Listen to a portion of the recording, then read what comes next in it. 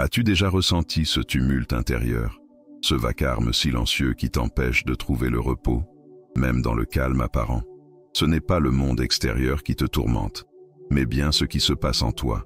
Cette agitation constante, cette lutte invisible contre des pensées envahissantes, des émotions incontrôlables, te laisse épuisé, vidé, comme si tu étais en guerre contre toi-même. La douleur que tu ressens n'est pas toujours visible. Elle se manifeste dans ces moments où tu te sens submergé par les attentes des autres, où chaque parole, chaque regard semble être un jugement. Tu vis en réaction, constamment sur la défensive, cherchant à te protéger d'un monde que tu perçois comme hostile. Cette fatigue émotionnelle, cette sensation d'être envahi par le bruit des autres et de toi-même, te laisse sans énergie, sans espoir. Pourtant, au fond de toi, il y a ce désir profond de retrouver le silence intérieur, cette paix qui ne dépend pas des circonstances extérieures.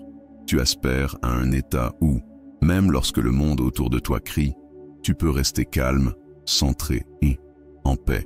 Ce n'est pas un rêve inaccessible, mais une posture que tu peux adopter, une manière d'habiter ta propre vie avec sérénité. Sénèque nous rappelle que ce n'est pas l'événement qui trouble l'homme, c'est lui-même. Ce n'est pas ce qui t'arrive qui te perturbe, mais la manière dont tu y réagis. Marc Aurèle ajoute « Nulle tempête extérieure ne peut abattre un homme en paix avec lui-même ». Ces paroles nous enseignent que la paix intérieure ne dépend pas des événements extérieurs, mais de notre capacité à maîtriser nos réactions, à cultiver un état d'esprit serein. Cette vidéo explore 5 principes stoïciens qui ne te donneront pas la paix, mais qui te révéleront celle que tu portes déjà en toi. Car la paix n'est pas une destination à atteindre, mais une manière d'habiter sa propre vie. En adoptant ces principes, tu pourras transformer ta douleur en force, ton agitation en calme, et retrouver cette paix intérieure que tu recherches tant. Prépare-toi à un voyage intérieur, à une exploration de toi-même guidée par la sagesse stoïcienne. Ensemble, découvrons comment, malgré les tempêtes de la vie, tu peux rester ancré, serein, en paix avec toi-même. Il y a des jours où tu te lèves avec la sensation que tout échappe. Les messages non répondus, les tensions imprévues, les urgences des autres devenues les tiennes. Tu cours, tu ajustes, tu te plies, et pourtant, tu termines la journée plus vidée qu'utile. Ce sentiment d'impuissance, cette impression d'être tiré haut dans toutes les directions, c'est la marque d'un esprit qui n'a pas encore appris à distinguer l'essentiel du superflu. Tu n'es pas en paix parce que tu portes ce qui ne t'appartient pas. Le stoïcisme commence ici, non dans la force brute ou le silence total, mais dans un geste intérieur très simple, séparer ce que tu peux contrôler de ce que tu dois laisser aller. Épictète le dit avec une clarté tranchante. Tu ne contrôles pas ce qui arrive, seulement ce que tu fais avec. Cela veut dire que ton énergie est précieuse. Elle mérite d'être investie dans ce que tu peux vraiment influencer. Ce que les autres pensent, disent ou ressentent, hors de ton pouvoir. Ton attitude, ton choix de répondre ou de garder le silence, là est ton domaine. Imagine une scène familière. Un collègue t'envoie un message sec, une remarque injuste qui pince ton ego. Tu sens monter la réplique. Mais est-ce vraiment à toi de corriger sa perception? Est-ce ton rôle d'expliquer ton intention encore une fois? Ou bien est-ce l'occasion d'un recentrage? Respirer, voir ce que cela déclenche en toi, et choisir une réponse qui te respecte, pas qui le convainc, mais qui te respecte. Chaque jour, la vie t'offre 1000 opportunités de t'enliser dans le contrôle de l'incontrôlable. Et chaque fois que tu cèdes à cette illusion, tu perds un peu de ta paix. Alors pose-toi cette question simple. Est-ce à moi de gérer ça? Si la réponse est non, relâche. Pas parce que tu es indifférent, mais parce que tu choisis de te protéger. La clarté crée la paix. Elle coupe à travers le chaos comme une lumière douce dans un brouillard dense. Elle te rappelle que tu n'as pas besoin de tout porter. Tu n'as pas besoin d'ajuster le monde. Tu n'as besoin que d'aligner ton monde intérieur. Et dans cet alignement, tu retrouveras ce que tu croyais perdu, la maîtrise douce de toi-même, le calme dans l'œil de la tempête, et cette force tranquille de celui ou celle qui, même malmené, choisit ce qui mérite d'être nourri. Voilà le premier pilier de la paix intérieure. Il y a dans le silence une force que peu soupçonnent, parce qu'on t'a appris que te taire, c'était te soumettre, que ne pas répondre, c'était être faible. Alors tu expliques, tu justifies, tu argumentes, non pour convaincre, mais pour exister aux yeux de l'autre. Pourtant, plus tu parles, plus tu t'éloignes de toi, car chaque mot de trop est un pas de moins vers ta souveraineté intérieure. Le stoïcien ne fuit pas le conflit. Il choisit ses batailles. Il ne garde pas le silence par peur, mais par maîtrise. Il sait que certaines vérités n'ont pas besoin d'être criées pour exister, et que parfois, le vrai pouvoir réside dans l'économie de mots, pas dans leur abondance. Imagine cette scène familière. Un proche te reproche une chose injuste. Ton cœur s'emballe. Ton esprit construit déjà la contre-attaque. Mais là, tu t'arrêtes. Tu choisis de ne pas répondre immédiatement. Tu laisses l'émotion passer, comme une vague qui ne te submerge plus. Ce n'est pas de la fuite, c'est une révolution intérieure. Sénèque le disait, celui qui se maîtrise désarme l'autre. Ce n'est pas l'agressivité qui désarme, mais la stabilité. Et cette stabilité, tu la cultives chaque fois que tu refuses d'alimenter le chaos. Car nourrir le conflit, c'est lui donner vie. L'ignorer, c'est le laisser mourir de sa propre stérilité. Le silence stoïcien n'est pas un retrait, c'est un ancrage. Il te permet de te recentrer, de voir plus clair, de sentir ce que tu veux vraiment dire ou ne pas dire. Il protège ton énergie, il élève ta dignité. Il crée une distance sacrée entre ton monde intérieur et le tumulte extérieur. Se taire, c'est se retrouver. C'est réhabiter cet espace en toi que les autres envahissent trop souvent. Ce n'est pas un refus de communiquer, c'est une manière de dire « je choisis le moment, je choisis les mots, je choisis ma paix ». Et à travers ce choix, tu redeviens souverain de toi-même. Non plus esclave de tes émotions, ni otage des attentes extérieures, mais gardien de ta propre lumière. Voilà ce que le silence révèle, non pas une faiblesse, mais une majesté tranquille, celle de celui ou celle qui n'a plus besoin de crier pour être. Il y a dans ton esprit un flot permanent d'images, de jugements, de souvenirs et de scénarios. Parfois, c'est doux comme une brise de printemps, mais souvent, c'est bruyant, oppressant, comme une foule qui crie sans relâche. Tu crois que ces pensées sont toi, tu t'y accroches, tu les nourris. Et elles deviennent des chaînes invisibles autour de ton calme. Mais la vérité, c'est que tes pensées ne sont que des propositions, des passagers dans le train de ta conscience. Certaines montent à bord avec fracas, d'autres s'installent en silence. Aucune n'a le pouvoir de te définir, sauf si tu les laisses t'envahir. Le stoïcien observe. Il regarde passer ses pensées comme on regarde un nuage traverser le ciel. Il ne les chasse pas, il ne les suit pas, il les voit. Et dans cette simple observation, il se libère, car tu n'as pas à croire tout ce que tu penses. Tu n'as pas à valider chaque voix qui parle en toi. Imagine ce moment. Tu reviens chez toi, fatigué, et une voix s'élève dans ta tête. Tu n'as rien fait de bien aujourd'hui. Une pensée surgit de ton passé, de ton conditionnement, de ta peur. Et si, au lieu de te battre contre elle ou de t'y soumettre, tu la notais simplement, pensée critique du soir, tu la regardes, tu la nommes, tu ne la nourris pas. Marc Aurèle l'écrivait avec une justesse brûlante. L'âme devient ce qu'elle cultive. Si tu cultives le doute, tu deviens inquiet. Si tu cultives la gratitude, tu deviens lumineux. Mais pour cultiver, il faut d'abord distinguer. Distinguer la graine de la mauvaise herbe. Distinguer la voix qui t'élève de celle qui te ronge. La paix ne vient pas de l'absence de pensée. Elle naît de cette posture intérieure, ne plus te confondre avec ce qui traverse ton esprit. Être l'espace entre deux idées. Être le silence entre deux jugements. Être celui ou celle qui voit, sans s'attacher. Tu as le droit de ne pas croire ce que tu penses. Tu as le droit de remettre en question l'évidence. Et tu as le pouvoir de choisir quelle pensée tu invites à rester. Ce regard intérieur, calme et lucide, n'est pas inné. Il se cultive chaque jour comme un art sacré. C'est ce regard qui transforme la tempête mentale en brise légère. Et dans cette brise, ton âme respire enfin. Il existe une fatigue que même le sommeil ne répare pas. Une lassitude plus profonde que celle du corps. Celle qui vient de courir sans cesse, de faire sans s'arrêter, de remplir chaque minute comme si l'on pouvait combler le vide intérieur par l'agitation extérieure. Beaucoup vivent ainsi, épuisés, débordés, mais toujours occupés, comme si l'agitation était une preuve de valeur, comme si ralentir était une forme de faiblesse. Le stoïcisme, lui, enseigne l'inverse. Il rappelle que faire beaucoup ne signifie pas vivre pleinement, que cocher des cases n'est pas une preuve de conscience. Sénèque l'écrivait avec une lucidité tranchante. Nous ne manquons pas de temps, nous en gaspillons. Ce gaspillage, c'est dire oui à tout. C'est répondre à chaque sollicitation, s'enchaîner à chaque urgence, s'éloigner de soi à force de se disperser. Faire moins, ce n'est pas abandonner, c'est choisir. Choisir de nourrir ce qui compte. Choisir de vivre avec intention, pas par réflexe. C'est oser dire non à ce qui te vide, pour dire oui à ce qui te remplit. Ce moins, bien orienté, devient un plus d'âme. Moins de bruit, plus de clarté. Moins d'actions mécaniques, plus de gestes habités. Moins de présence partout, plus de présence ici. Imagine une journée où tu ne fais pas 100 choses, mais 3 avec ton cœur. Une journée où tu remplaces 30 minutes de défilement numérique par 10 minutes d'écriture intérieure.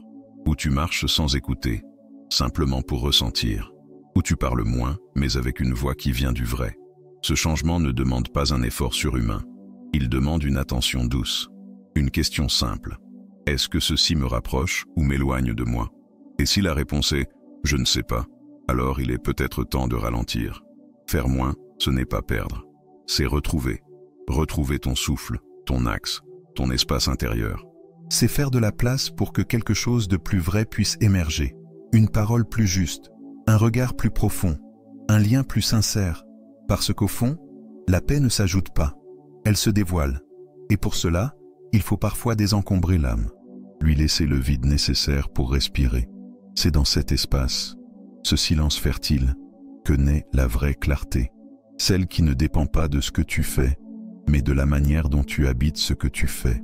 Il y a des matins qui commencent dans le fracas, téléphone qui sonne, notifications qui hurlent, corps encore absent mais déjà pressé. Et sans qu'on s'en rende compte, la journée a décidé pour nous. Le mental court, l'âme traîne. On réagit, on s'ajuste, on avale le stress avec le café. Et ce chaos matinal devient l'humeur du jour. Mais il existe un autre chemin, plus silencieux, plus intérieur. Le stoïcisme le trace depuis des siècles. Commencer la journée non dans l'urgence mais dans l'ancrage. Non dans l'agitation, mais dans la conscience. Marc Aurèle, chaque matin, se rappelait ceci. Prépare-toi à rencontrer l'égoïsme, l'injustice, la trahison. Non pas pour se blinder, mais pour se recentrer, pour ne pas être surpris, pour rester souverain. Un rituel du matin n'est pas un luxe. C'est une nécessité pour ceux qui veulent habiter leur vie. C'est une manière de dire au monde « Je choisis comment j'entre dans ce jour ». Ce peut être simple. Quelques minutes de silence, une bougie allumée, 3 intentions écrites sur un carnet. Pas pour cocher, pour ressentir. Imagine, avant de lire quoi que ce soit, tu écoutes ce qui est en toi. Avant de répondre à qui que ce soit, tu réponds à ton besoin de calme. Avant de courir après le temps, tu t'offres un instant d'éternité. Ce moment, ce tout petit moment, change tout. Ce n'est pas long, mais c'est profond. Ce rituel n'a pas à être parfait. Il n'a pas à être spirituel. Il doit être vrai, fidèle à toi. Qu'il dure 5 minutes ou 20, il t'appartient.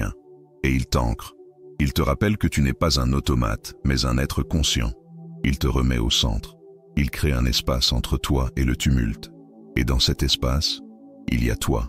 Toi, sans masque. Toi, sans obligation. Juste toi, avec tes douleurs, tes désirs, ta dignité. Le rituel du matin, c'est une déclaration de souveraineté intérieure. C'est dire « Je me choisis » avant que le monde ne m'avale. C'est poser les fondations d'une paix qui résistera à la tempête. Parce que oui, la tempête viendra. Mais si ton matin t'a enraciné, elle ne pourra pas t'arracher. Le jour peut hurler. Toi, tu as commencé en silence. Et ce silence, personne ne pourra te le voler. Il y a un piège invisible qui ronge la paix intérieure. Il ne crie pas, il ne frappe pas. Il murmure simplement « Prouve-le, défends-toi, montre-leur ». Et soudain, on se perd dans des discussions interminables, des justifications épuisantes, des dialogues où personne n'écoute vraiment. Le cœur s'échauffe, la voix tremble, et l'âme se vide. Car vouloir toujours avoir raison, c'est souvent perdre l'essentiel, soi-même. Le stoïcisme nous offre une sortie de ce labyrinthe. Une porte douce, mais ferme, celle du renoncement. Non pas au discernement, non pas à la vérité, mais à l'obsession de convaincre. Épictète l'a formulé avec une clarté désarmante. Gagne ton calme, pas l'argument, car le calme est un territoire sacré, et trop souvent on le vend pour un oui, un non, un tu m'as mal compris. Il y a des moments où clore une discussion avec un simple très bien est un acte de noblesse.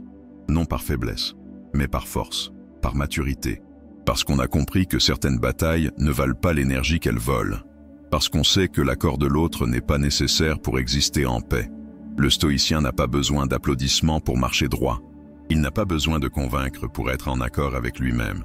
Abandonner le besoin d'avoir raison, c'est récupérer un espace intérieur immense. C'est respirer plus librement. C'est se détacher de cette corde invisible qui nous attache à l'opinion des autres. Et dans ce détachement, il y a une forme de grâce, une lumière tranquille. On n'a pas cédé, on a choisi. Cela ne veut pas dire se taire toujours, ni approuver l'injustice. Cela veut dire discerner. Cette discussion sert-elle ma paix ou la détruit-elle? Ce mot, cette preuve, cette précision, sont-ils vraiment nécessaires? Ou ne sont-ils que le reflet de mon besoin d'être validé? Et si parfois la vraie victoire était dans le silence? Il y a des silences qui guérissent, des silences qui protègent, des silences qui disent « je sais qui je suis, je n'ai plus besoin de le prouver ». Et dans ces silences-là, la paix s'installe, doucement, profondément, définitivement. Le monde gronde, les voix montent, les notifications sonnent, l'injustice frappe sans prévenir. Et toi, tu es là, debout, fatigué peut-être, blessé sûrement, mais encore là. Il y a dans chaque journée une tempête possible, et parfois elle éclate, sans ménagement, sans pause. Mais ce n'est pas parce que la tempête est dehors qu'elle doit être en toi. Sénèque écrivait « La paix ne dépend pas de l'ordre extérieur, mais de l'ordre intérieur ». Cette phrase n'est pas une fuite, c'est une boussole. Elle nous rappelle que, même si tout s'écroule autour, quelque chose peut rester debout en nous, quelque chose d'inébranlable. Ce quelque chose, c'est la posture, le choix de ne pas devenir ce que l'on subit. Accepter le chaos, ce n'est pas s'y soumettre, c'est le reconnaître sans le laisser entrer. C'est dire « oui, c'est difficile, oui, c'est injuste, oui, j'ai mal, mais je ne te donnerai pas mon âme ». Et ce choix-là, ce refus silencieux, est un acte de puissance invisible, un exil volontaire hors du vacarme. Dans une situation injuste, inutile de crier pour être entendu. Parfois, il suffit de respirer, de nommer ce que tu ressens à toi-même, sans chercher de témoin, puis de te retirer mentalement. Non pas fuir, mais préserver. Non pas ignorer, mais désarmer. Parce que ton calme est plus précieux que ta réponse. Le chaos veut que tu perdes ton centre. Il veut que tu réagisses, que tu exploses, que tu deviennes ce qu'il est. Mais tu n'es pas cela. Tu es plus vaste, plus profond, plus libre. Et quand tu refuses de t'identifier à la tempête, tu redeviens le ciel. Il y aura toujours du bruit. Il y aura toujours des gens qui ne comprennent pas, des événements qui débordent, des douleurs qui cherchent un écho. Mais toi, tu peux choisir. Tu peux choisir de ne pas amplifier ce tumulte. Tu peux choisir de ne pas lui offrir ta paix. La paix intérieure est une construction, une discipline, un entraînement. Elle n'est pas donnée, elle est choisie. Chaque jour, à chaque tempête, et même dans les pires tempêtes, elle peut tenir. Parce qu'elle ne dépend pas d'eux, elle dépend de toi. Il y a des jours où l'on se couche avec un goût amer dans la bouche, des mots que l'on aurait voulu dire autrement, des gestes que l'on regrette, des silences qui pèsent plus lourd que les cris. Et cette petite voix, au fond, qui dit « Encore une fois, tu n'as pas réussi ». Mais cette voix oublie quelque chose. Elle oublie que chaque jour, tu peux recommencer. Marc Aurèle écrivait « Chaque jour est une vie entière ». Et si c'était vrai? Et si chaque matin était une chance d'habiter ta vie avec un peu plus de conscience, un peu plus de douceur, un peu plus de présence? Tu n'as pas à être parfait. Tu n'as même pas à tout comprendre d'un coup. Tu as juste à te souvenir que tu peux recommencer. Recommencer, ce n'est pas oublier. Ce n'est pas nier ce qui a été. C'est regarder ce qui fut, le prendre dans tes bras et dire « Je ferai mieux aujourd'hui ». C'est refuser que les erreurs d'hier dictent ton respect de demain. C'est comprendre que la paix ne se construit pas dans la culpabilité, mais dans le choix répété de revenir à soi. Chaque soir peut être une clôture douce, un moment pour se dire « Je ne suis pas mes colères, ni mes échecs, ni mes peurs. Je suis ce qui en apprend, je suis ce qui en guérit. » Et chaque matin, un chant neuf, non pas vide, mais prêt à être cultivé avec un regard nouveau, prêt à porter moins de jugement et plus de bienveillance. Le stoïcien ne cherche pas la perfection, il cherche l'alignement. Il sait qu'il trébuchera, mais il sait aussi qu'il peut se relever, pas pour plaire aux autres, pas pour gagner des points, mais parce que se relever, c'est honorer sa propre vie. La paix intérieure n'est pas un aboutissement figé. C'est un chemin, une pratique, un art doux et rigoureux à la fois. C'est dire chaque jour, je reviens, je recommence, un peu plus droit, un peu plus doux. Ce n'est pas l'intensité d'un moment qui fait la transformation, c'est la régularité silencieuse. C'est l'amour discret de celui qui choisit de recommencer, même sans applaudissements. Et tu peux recommencer, aujourd'hui, demain, 1000 fois s'il le faut, sans honte, sans rage, simplement parce que tu le mérites, parce que ta paix mérite d'être reconstruite, parce qu'il n'est jamais trop tard pour se traiter avec dignité. La paix ne tombe pas du ciel, elle ne s'impose pas comme un éclair, elle ne frappe pas à la porte avec fracas, elle entre doucement, quand on l'appelle chaque jour, quand on lui fait une place, même minuscule, même imparfaite. Elle n'est pas un miracle, elle est un exercice, une répétition sacrée, une discipline tendre mais ferme, que Sénèque appelait l'exercice de l'âme. Ce n'est pas en évitant les conflits qu'on atteint la paix, c'est en se préparant, comme un athlète moral, à ne pas leur offrir notre paix. C'est en répétant des gestes simples, en respirant quand tout pousse à réagir, en se taisant quand tout hurle de parler, en pardonnant, non pour l'autre, mais pour soi, parce que ce qu'on ne lâche pas nous enchaîne. Épictète le disait avec une clarté désarmante, « Ce que tu répètes devient ce que tu es. Si tu répètes l'agitation, tu deviens chaos. Si tu répètes le silence intérieur, tu deviens paix. Il ne s'agit pas de devenir quelqu'un d'autre. Il s'agit de te rappeler qui tu peux être, derrière la colère, derrière la peur, derrière le besoin d'avoir raison. Il y a un toi silencieux, un toi libre, un toi digne. Cette paix-là, elle n'est pas donnée. Elle se construit, elle se protège, elle se choisit, encore et encore. Ce n'est pas une paix sans douleur, ce n'est pas une paix sans faille. C'est une paix humaine, une paix qui accepte les cicatrices, une paix qui regarde l'ombre sans s'y perdre, une paix qui dit « Je peux recommencer, je peux reprendre ce chemin, même fatigué, même abîmé, je peux marcher vers moi. » Tu n'as pas besoin d'attendre les bonnes conditions, tu n'as pas besoin que tout soit calme autour de toi, tu as juste besoin d'un moment, d'un silence, d'un souffle, et du courage de dire « Je choisis ma paix, je choisis de ne plus me trahir. » Parce qu'à la fin, la paix intérieure n'est pas un état à atteindre, c'est un choix à répéter, une fidélité à soi, une promesse tenue, même dans le vacarme, une force qui ne crie pas, une force qui reste.